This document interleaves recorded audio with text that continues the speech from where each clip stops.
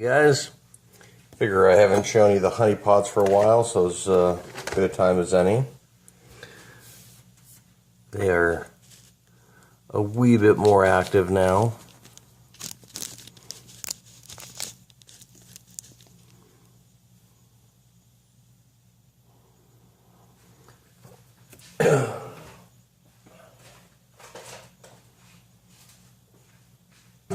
And for those of you guys that have been kind enough to watch me for some time, this is, sorry for that creaking chair, this is one of those species that I was fascinated with as a kid, and the fact that actually as an ant keeper some 20 years later I'm actually keeping them, I think it's just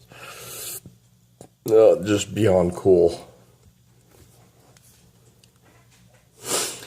And for those of you that are not familiar with the species, what you're looking at is I can't pronounce it, but for those of you that are not following this, you probably don't care about the scientific name. But this is a honeypot species, and those two big bulbous gold balls that you're looking at are actually ants, if you can believe it or not. They are what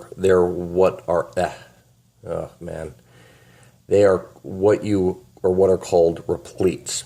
I think I got that out right. And what the colony does is it force feeds, these specific ants that are designated repletes, and usually when they eclose from their cocoon or larvae pupate state, they're a little bit larger, and there's a few in there that I think are going to become repletes. They're hanging upside down, can't really see them from this angle.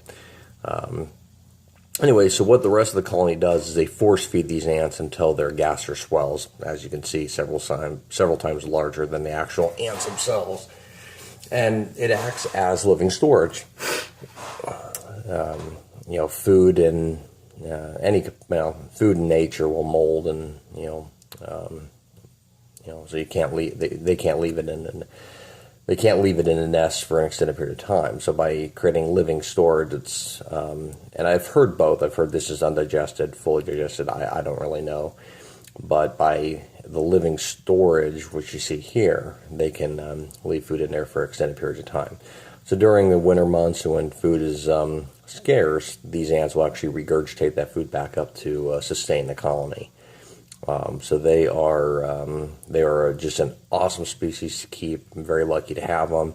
They're very difficult to keep. I've had I think I've had about six of these, 6 colonies, and I had one that was very successful. I tried to move it, and then I pretty much killed it off. I still have that colony, and there were probably a good 20 ants. Now they're down to 3 ants and a queen, no repletes, and I'm hoping I can revive that colony, but they didn't do too well with the move.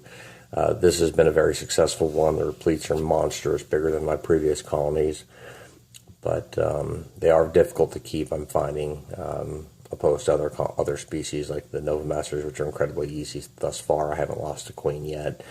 These, on the other hand, this season I've lost a couple queens before they actually had successful broods. So, but they are, while I have them and they are seemingly healthy, they are a blast to keep, and I'm blessed that I can share this with the rest of you guys.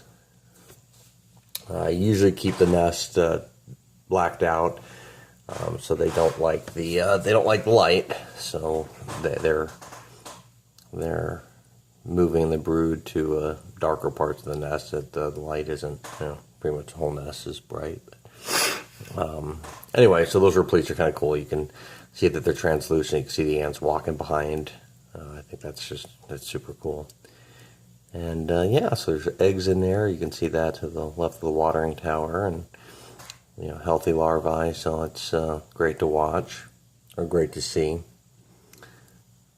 So you can see right at the top of the screen, that's going to be a new replete. And they're definitely, when they come out, they're definitely larger than the normal ants of the species. Not ridiculously larger, but noticeably larger. But yeah, that big bulbous thing you're looking at, that is actually an ant. Is that not too cool? So anyway, guys, thank you for following. Please subscribe. Please like. If you have any questions, please ask in the comment section. And if there's anything else you'd like to see, by all means, let me know. Thanks, guys. Have a good night.